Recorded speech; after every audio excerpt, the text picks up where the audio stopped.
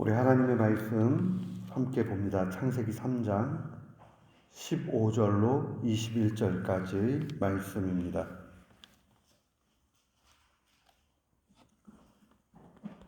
창세기 3장 15절부터 21절까지 우리 한마음으로 함께 봉독토록 합니다. 내가 너로 여자와 원수가 되게 하고 내 후손도 여자의 후손과 원수가 되게 하리니 여자의 후손은 내 머리를 상하게 할 것이요 너는 그의 발꿈치를 상하게 할 것이니라 하시고 또 여자에게 이르시되 내가 네게 임신하는 고통을 크게 더하리니 내가 수고하고 자식을 낳을 것이며 너는 남편을 원하고 남편은 너를 다스릴 것이니라 하시고 아담에게 이르시되 네가 내 아내의 말을 듣고 내가 네게 먹지 말라 한 나무의 열매를 먹었은즉 땅은 너로 말미암아 저주를 받고 너는 평생에 수고하여야 그 소란을 먹으리라. 땅이 네게 가시덤불과 엉겅퀴를 낼 것이며 내가 먹을 땅의 채소인즉 내가 흙으로 돌아갈 때까지 얼굴을 땀에 흘려야 먹을 것이며 내가 그것을 취함을 입었습니다. 너는 흙이니 흙으로 돌아갈 것이니라 하시니라. 아담이 그의 아내의 이름을 하와라 불렀으니 그는 모든 산자의 어머니가 됨이니라. 여호와의 하나님이 아담과 그의 아내를 위하여 가죽옷을 지어 입히시니라. 아멘.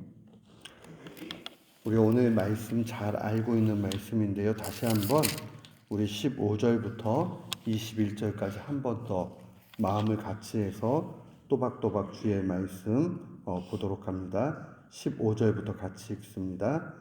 내가 너로 여자와 원수가 되게 하고 내 후손도 여자의 후손과 원수가 되게 하리니 여자의 후손은 내 머리를 상하게 할 것이요 너는 그의 발꿈치를 상하게 할 것이니라 하시고 또 여자에게 이르시되 내가 네게 임신하는 고통을 크게 더하리니 네가 수고하고 자식을 낳을 것이며 너는 남편을 원하고 남편은 너를 다스릴 것이니라 하시고 아담에게 이르시되 내가 내 아내의 말을 듣고 내가 네게 먹지 말라 한 나무의 열매를 먹었은즉 땅은 너로 말미암아 저주를 받고 너는 내 평생에 수고하여야 그 소산을 먹으리라.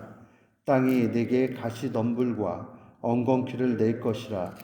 내가 먹을 것을 밭의 채소인즉 내가 흙으로 돌아갈 때까지 얼굴에 땀을 흘려야 먹을 것을 먹으리니 내가 그것에서 취함을 입었음이라.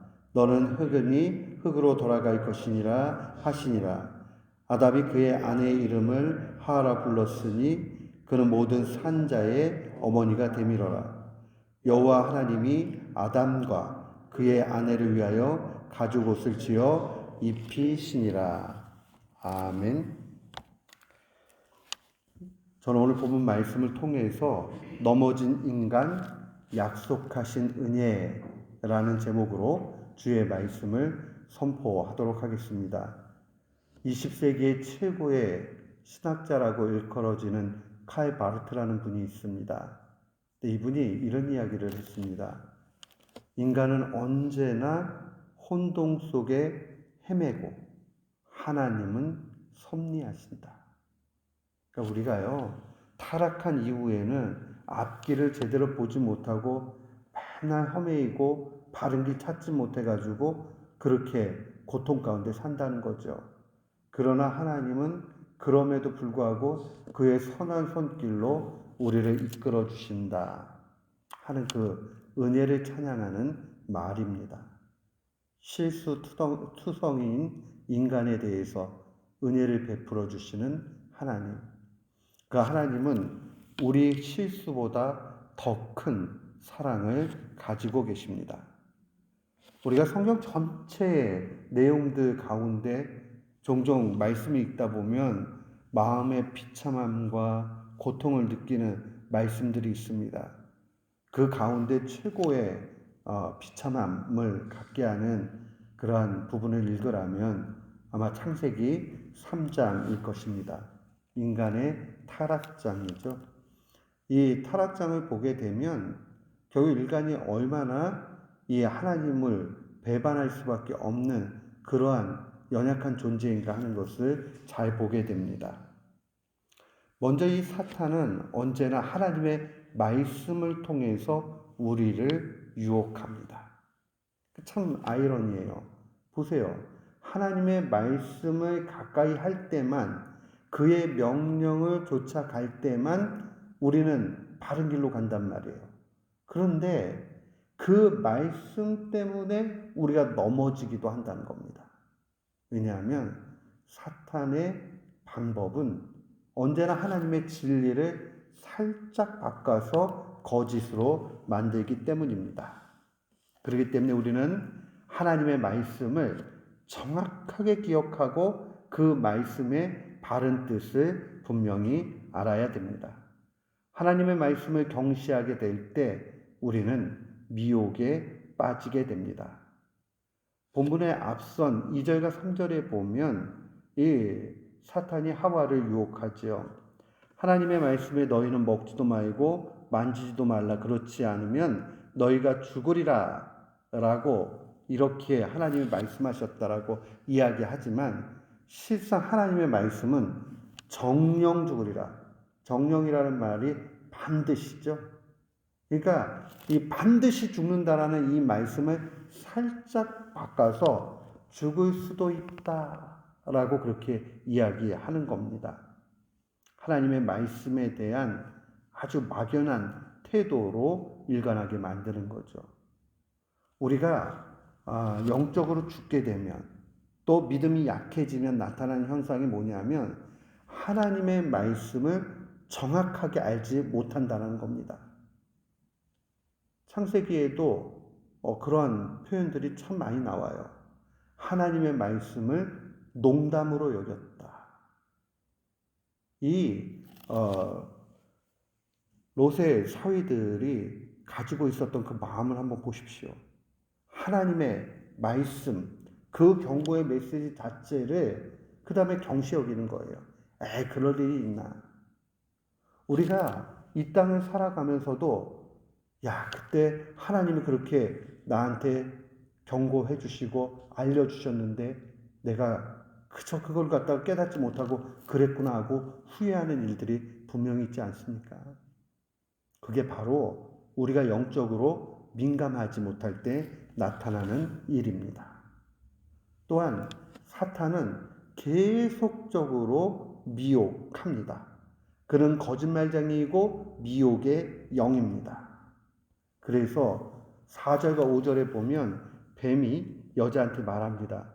너희가 결코 죽지 않는다. 이제 의심의 마음을 쓱 집어넣고 나니까요. 그 다음에는 거짓으로 단언합니다. 그거 먹어도 죽지 않는다. 오히려 이렇게 이야기하죠. 하나님같이 된다. 이 하와의 마음속에 이미 자기의 위치를 이탈한 모습이 나타납니다. 피조물이기 때문에 창조자 하나님에 대해서 섬기고 자기의 위치는 언제나 하나님을 경배해야 되는 위치인데 어느 순간에 하나님처럼 되고 싶은 그러한 욕망에 빠지게 됐습니다. 그러고 나니까 정말 죄를 짓지요. 근데 너무나 심각한 문제는 뭐냐면 이 죄악이 전염된다는 사실입니다. 6절 말씀에 보면 여자가 그 나무를 본즉 먹음직도 하고 보암직도 하고 지혜롭게 할 만큼 탐스러운 나무 열매였다. 여자가 그 실과를 먹고 자기와 함께한 남편에게도 주니 그가 먹었다. 전염이죠. 왜 교회가 진리 안에 그래서 바로 서서 그 교회의 순결성을 지켜가야 되느냐? 그냥 작은 죄악을 갖다가 내버려 두면 그것이 누룩 퍼지듯이 온 공동체에 퍼져버리기 때문에 그러합니다. 요즘은 시절이 많이 바뀌긴 했지만 제가 어린 시절에 신앙생활 할 때 보면 종종 중간에 전도사님들이 바뀌는 경우가 있었어요. 그때는 흔한 경우가 아니에요. 왜냐하면 이 연말이 끝나고 나서 바뀌어야 되는데 중간에 바뀌는 경우가 있던데, 그럼 나중에 한참 지나고 보게 되면 그런 얘기가 들릴 때가 있습니다.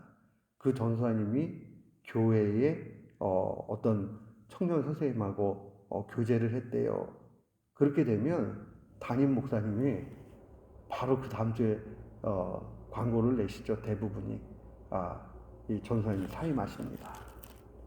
그때는 그게 이해가 안 갔어요. 왜 그게 그렇게 해야 될 문제인가? 그 담임 목사님 입장에서는요, 교회가 자칫하면 지도자가 연애할 수 있지만 공동체 안에서 그렇게 해버리면 온갖 그 교회 공동체 전체가 교제하는 분위기로 갈까봐 그걸 사전에 다 못하도록 만든 것이죠. 어떤 일들이든 전염성이 있어요. 근데 그 전염성 속에서 가장 최고 봉은 바로 죄에 대한 전염입니다. 그러니까 죄가 그대로 있게 되면 그것은 옆으로 계속 퍼지게 됩니다. 그렇기 때문에 그 치명상은 우리가 참 생각할 수 없는 큰 일로 나타납니다. 이 타락의 결과로 나타나는 게 무엇입니까? 그 다음 말씀을 보게 되면 결국 감당할 수 없는 그러한 수치심에 노출되는 것을 볼 수 있습니다. 7절 말씀을 보니까요, 그들의 눈이 밝아졌어요. 자신들이 벗었다는 걸 알게 됐고 수치심을 느끼게 되니까 무화과 나뭇잎을 엮어서 치마를 만듭니다. 그러니까 자기가 감당할 수 없는 그런 상황에 노출이 돼버린 거죠. 그 다음에 보면 하나님의 음성을 듣지만 아담과 그 아내가 여호와의 낯을 피해서 동산나무 사이에 숨어버립니다. 의도적으로 하나님과의 교제를 자기가 끊어버리는 거죠. 사랑하는 성도 여러분, 우리는 이 부분을 좀 더 깊이 묵상해 봐야 됩니다. 내가 하나님의 음성을 싫어하는 건 아닐까? 하나님과의 교제가 노동같이 여겨지는 않을까? 이 부분을 심각하게 여겨봐야 됩니다. 타락하게 되면요, 성경의 표현들을 보면 죄다 하나님의 낯을 피합니다. 근데 믿음이 좋아지면 하나님의 얼굴을 구합니다. 하나님의 얼굴을 구한다라는 것은 더 친밀한 교제 가운데로 가는 거죠. 근데 원래 우리는 죄된 모습이 있기 때문에 하나님의 영광의 광채를 감당할 수 없으니 그의 얼굴을 보면 죽게 돼 있어요. 그러나 믿음 가운데 친밀한 교제로 나아가게 되면 주님의 은혜 가운데서 그 영광의 광채를 감당하게 됩니다. 자, 우리가 어느 길로 가야 되겠습니까? 여호와의 낯을 피할 것인가? 아니면 그의 얼굴을 구할 것인가? 예배 드리는 게 어느 순간에 일같이 여겨지고 말씀 듣는 시간에 들려오지 않고 참 힘든 이야기입니다. 그때 빨리 정신을 차려야 됩니다. 주님, 내 영혼이 잠들어가고 있습니다. 죽어가고 있습니다. 나를 깨워주십시오. 이게 잘못하면 습관이 되기 일쑤입니다. 사랑하는 성도 여러분, 우리가 하나님과의 교제가 단절된 것은 타락의 한 증표라 하는 것을 분명히 알아야 됩니다. 동시에 또한 우리가 하나님을 가까이 할 수 없는 조건이 자꾸 놓여진다는 것은 내가 깊은 시험 가운데 있다는 것을 알아야 됩니다. 그러니까 더 정신을 차려서 하나님을 가까이 해야 됩니다. 이런 가운데서 아담과 하와는 가장 영광스러웠던 풍요한 에덴 동산으로부터 추방을 당하게 되지요. 그런데 이 추방을 통해서 그들이 하나님과 함께 누렸던 그 아름다운 삶을 더 이상 영위할 수는 없게 되었지만은 그 다음이 중요합니다. 제가 오늘 주의 말씀을 증거하고 싶은 포인트는 바로 여기에 있습니다. 그럼에도 불구하고 거기에 하나님의 은혜가 있다는 사실입니다. 21절에 보니까요, 이렇게 증거합니다. 여호와 하나님이 아담과 그의 아내를 위하여 가죽옷을 지어 입히시니라. 가죽옷을 지어서 입히셨다. 이 부분이 중요합니다. 스펄전 목사님은 이 본문을 해석할 때 이 가죽옷은 바로 무화과 나무 잎을 엮어서 만든 그러한 치마와 대조가 되는데, 특별히 가죽옷을 만들기 위해서는 동물이 죽어야 가죽옷을 만들 수 있죠. 그렇기 때문에 이것은 하나의 예표가 된다. 예수 그리스도의 죽음의 예표가 되고, 결국 이것이 보여주는 것은 하나님의 크신 사랑을 역설적으로 보여주는 거다라고 그렇게 해석했습니다. 묵상을 계속하다가 이 본문을 정말 그렇게 해석하는 것이 옳을까라는 생각을 해봤어요. 그냥 생각한 것 아니고 깊이 기도해 보니 주님께서 마음속에 그러한 평안할 마음을 주시면서 이것이 분명한 예표이구나 하는 확신이 들었습니다. 무화과 나무 잎으로 엮은 것은 아담과 하와가 궁여지책으로 임시적으로 그렇게 이 문제를 해결하고자 노력한 겁니다. 그러나 그거 한나절도 아니고 조금만 지나버리면 잎이 말라서 옷의 기능을 할 수 없습니다. 무엇을 이야기합니까? 우리로서는 안 된다는 걸 보여주는 겁니다. 인간의 노력과 인간의 방식과 인간의 그 어떠한 열심을 가지고도 죄의 문제는 해결되지 않고 언젠가는 이 수치심이 그대로 다 드러날 수밖에 없다는 걸 보여줍니다. 외부로부터 방법이 새롭게 와야 됩니다. 그게 바로 우리 하나님께서 이 가죽옷을 지어 입혀 주신 겁니다. 가죽옷은 예수 그리스도의 죽으심을 예표합니다. 그의 피가 우리의 허물을 덮습니다. 그의 보혈의 능력이 우리의 죄를 완전히 깨끗게 사하십니다. 여러분, 우리가 이 사실을 분명히 믿어야 돼요. 그리고 이 사실 속에서 언제나 새롭게 시작해야 합니다. 그리스도의 속죄 사역은 작은 문제가 아니에요. 십자가에 달려 죽으셨다. 나를 위해서. 이 사건은 우리가 새롭게 시작할 수 있는 유일한 근거가 됩니다. 주님이 그렇게 당신을 내어주시지 않으셨다면 우리는 다시 시작할 수 없지요. 마치 그냥 무화과 나무 잎으로 엮어진 치마 하나 입고 그 다음에 어찌할 바 모르는 그러한 존재, 다시 그 죄악에 빠져서 끝나버릴 수밖에 없는 존재란 말이에요.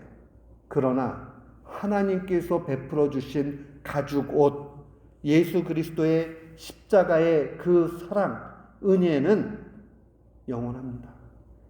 제한할 수 없습니다. 그의 사랑이 우리를 살립니다. 우리에게 이 은혜의 회복이 필요합니다. 사탄은요, 언제나 그래요. 우리로 하여금 쓰러지고 넘어지게 만들고 끝나지 않아요. 새 힘을 얻어서 가려고 그러면 야야야야, 안 된다. 어차피 안 되는 거 가지고 왜 자꾸 그래 하냐. 빨리 포기하는 것이 좋다. 좌절하게 만들고 낙심하게 만듭니다. 그러나 주님은 어떻게 하십니까? 죽지 않았다, 잠잔다, 소녀야 일어나라, 달리다 굼 일어나라고 주님이 말씀하십니다. 무엇입니까? 완전히 다른 스토리죠. 주님은 우리를 일으키시고 살리시고 회복시키십니다. 그 하나님을 볼 수 있어야 됩니다. 우리는 본문 가운데서 하나님의 심판의 메시지를 봅니다. 아담은 여전히 노동을 더 많이 해야 됩니다. 땅이 다 함께 타락했기 때문에 가시덤불과 엉겅퀴가 나니까 그 경작하지 않고는 농사를 노동으로 짓지 않고서는 소산물을 얻을 수가 없어요. 노동을 해야 돼요. 이 하와는 어떻습니까? 남편을 사모하는 마음이 있어서 언제나 마음속에 공허감을 가지고 어렵게 살아가야 됩니다. 출산의 고통이 더하여집니다. 그런데 따지고 보면 이 역시도 하나님의 은혜가 숨겨 있다는 것을 우리는 보게 됩니다. 왜 그렇죠? 남편들은 가정을 위해서 노동을 통해서 헌신하는 걸 통해서 자신의 삶의 의미를 찾아갑니다.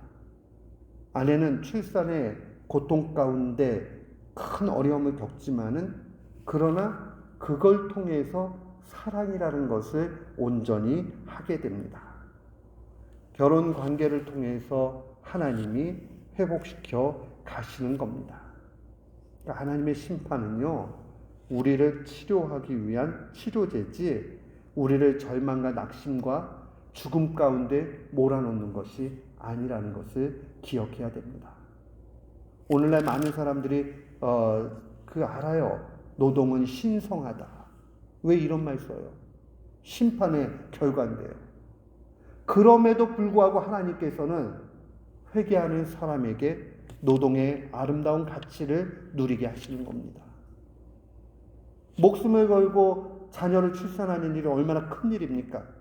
그러나 그걸 통해서 하나님은 새 생명을 잉태케 하고 그 고통보다 더 크게 기쁨을 알게 하십니다. 그래서 아이를 출산한 엄마들 이렇게 물어보면요, 너무 고생을 하니까 다시는 아이 낳기 싫다고 그러는데 좀 기르다 보면 아이를 또 낳아요. 그 왜 그러느냐 물어보면 그 아픈 거보다 기르면서 그 아이가 하는 예쁨, 그게 훨씬 더 크니 그 아이 하나 더 낳는 거 좋다, 이렇게 이야기합니다. 하나님의 은혜가 심판 중에도 있다라는 것을 우리는 알아야 됩니다.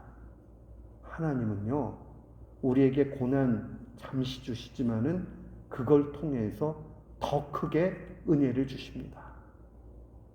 그 풍성하신 하나님을 볼 수 있어야 됩니다.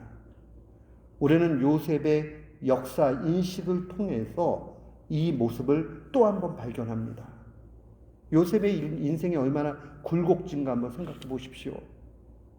미움받고 종으로 팔려갔고 억울하게 그렇게 옥살이하고 그 다음에 앞이 어떻게 열릴지 모르는 이 창창한 청년이 하나님 한 분 바라보고 위로받으면서 가잖아요. 나중에 애굽 땅에서 만난 형제들을 향해서 가졌던 그의 고백은 이러합니다. 당신들은 나를 해하려 하였으나 하나님은 그것을 선으로 바꾸사 오늘과 같이 많은 백성의 생명을 구원하게 하시려 하셨다. 무슨 이야기예요?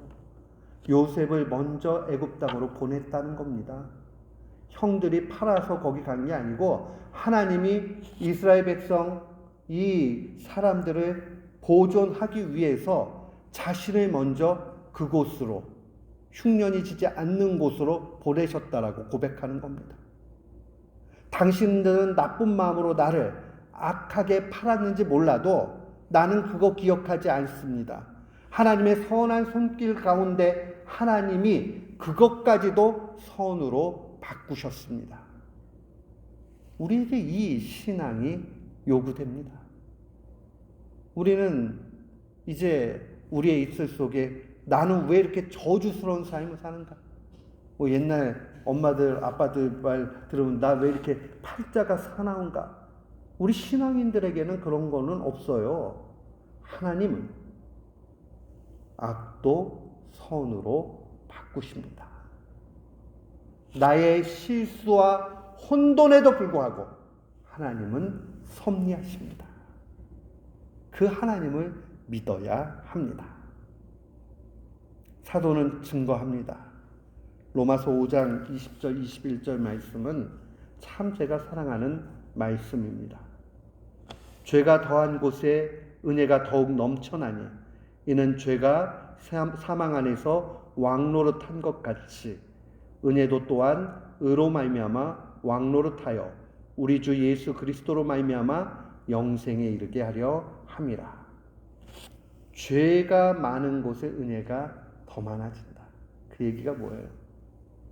큰 죄를 졌는데 회개를 통해서 용서함을 받았어요.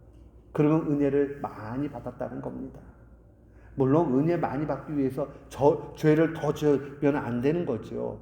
말씀도 그걸 경고합니다. 그렇게 생각하면 안 된다라고.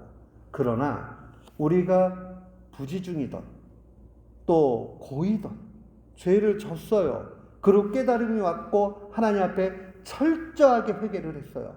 그때 가져야 되는 것은 하나님의 은혜를 크게 받았다.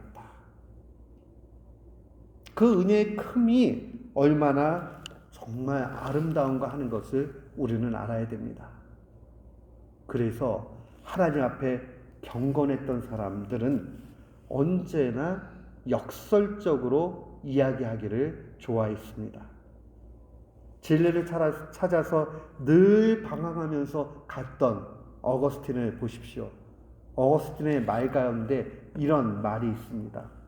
오 복되도다 나의 죄여, 이토록 위대한 구세주를 갖게 한 죄여. 이런 말이 있어요. 그 죄가 복되대요. 죄를 찬양하는 얘기가 아니에요.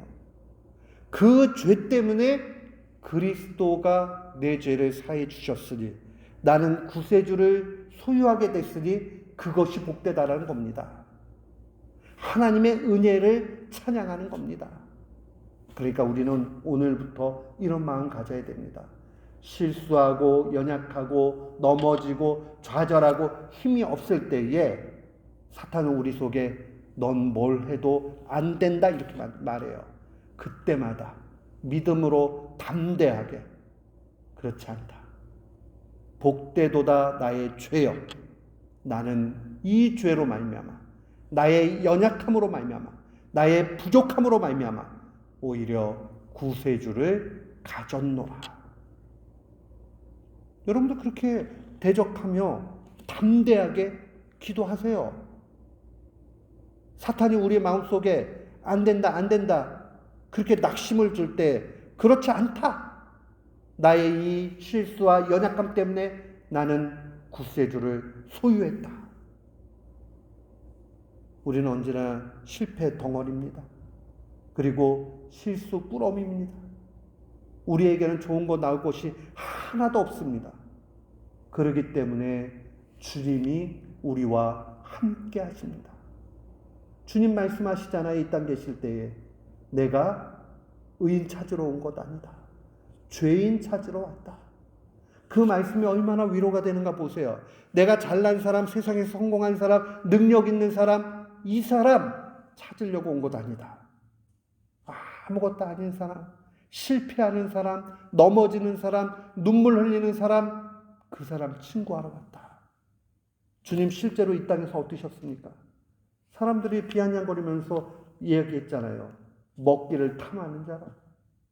저는 늘 죄인들과 창기의 친구다. 주님께서 남들이 거들떠보지도 않는, 그래서 혀를 차는 그 사람들을 향해서도 아무런 편견 없이 마음을 열어서 받아주셨습니다. 왜 그렇게 했지요? 그건 다른 것 아니에요. 주님의 은혜가 얼마나 큰가 하는 것을 보여주시는 겁니다. 연약하고 아무것도 아닌 사람들이라도 주님 눈에는 그렇게 보이지 않는 거예요. 오히려 내가 은혜의 원천이다. 원래 내가 은혜의 샘이다. 그러니까 내게로 다 와라. 그러면 목마르지 않고 쉼을 얻게 되고 가라지 않고 영원히 목마르지 않다. 우리는 그래서 연약할수록 주님 앞으로 달려가야 합니다. 그래서요, 좌절에 그러한 마음이 생기면 오히려 감사하세요. 아하, 이거 사탄이 유혹하는 거구나. 안 돼. 나는 주님을 가까이 할 수밖에 없어. 담대하게 주님 앞으로 나아가십시오. 주님의 은혜가 우리를 붙잡아 줍니다. 종교개혁을 했던 말틴 루터 생각해 보세요. 유럽 전체가 100% 그리스도인들의 시절입니다. 로마 가톨릭이 타락했다라고 이야기하지만 거기에서 떨어져 나온다는 것은 생명줄이 다 끝나는 것과 진배 없습니다. 영적으로도 두렵고 육적으로도 위협 가운데 놓입니다. 그랬던 말틴 루터는 개혁을 하면서 언제나 담대히 주님 앞에 기도했습니다. 그는 너무 바빠서 기도합니다 라는 말을 했습니다. 너무 일이 많기 때문에 기도할 수밖에 없던 기도의 사람입니다. 그가 자신의 동료였던 멜랑톤에게 쓴 편지 내용 가운데 이런 유명한 말이 있습니다. 과감히 죄를 지으라. 그러나 더 강하게 믿고 그리스도 안에서 기뻐하라. 이거는요, 영적인 고수만 할 수 있는 얘기예요. 과감히 죄를 지어라. 그 얘기는 뭐냐면요, 우리는 죄덩이기 때문에 늘 죄를 안 지으려고 해도 안 지을 수가 없어요. 그거 필연적이라고요. 그러니까 그렇게 그냥 과감하게 죄를 져라. 이렇게 말하는 거예요. 문자적으로 진짜 죄를 지라는 얘기가 아니라 그렇게 지게 됐을 때에 그 다음에 중요한 건 뭐냐면 더 강하게 믿고 그리스도 안에서 기뻐하라는 겁니다. 뭘 기뻐하라는 얘기예요? 죄사함 받은 것을, 은혜 입은 것을 기뻐하라는 겁니다. 이 역설의 메시지가 뭘 얘기해 주는 거예요? 하나님이 크시다. 어릴 때 한 번쯤 이런 경험이 있죠. 접시를 깼어요. 넘어져가지고 피가 철철 나요. 근데 괜히 얘기하면 부모님한테 혼날 것 같아요. 얘기를 못하죠. 그래가지고 마음을 졸이는 아이들도 있고요. 그런데 우리 엄마 아빠는 무슨 일을 해도 나를 다 받아줘. 그러면 그 아이는 당당하게 아프다 뭐하다 투정도 부리고 다 하잖아요. 주님은 우리에게 그 넓은 가슴을 열어주시고 괜찮다 이렇게 말씀해 주세요. 그 하나님을 경험하라는 겁니다. 루터는 실제 종교개혁하면서 죽을 고비와 고통과 괴로움과 두려움을 가지고 살았습니다. 엄밀하게 보면 루터의 이 삶을 보게 되면요, 루터는 실제 신경쇠약증이 있던 사람이에요.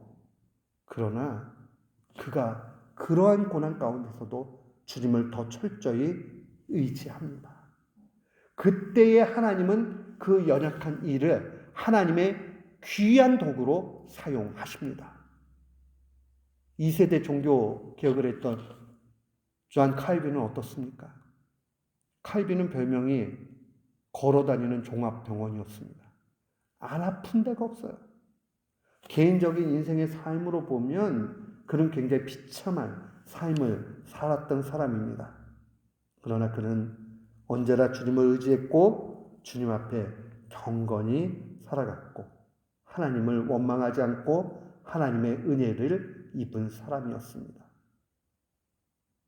사탄은 고발쟁이입니다. 고자질합니다. 그리고 거짓으로 일관합니다. 미혹합니다. 우리를 쓰러뜨립니다.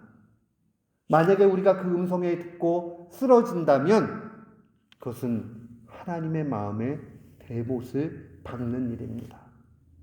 우리는 그런 상황에 놓여질 때에 승리하신 하늘 보좌에 오르신 그 예수 그리스도를 바라봐야 합니다. 그분이 승리하셨으면 우리도 승리한 겁니다. 그분이 모든 것을 해결하셨으면 우리는 자유하면 됩니다.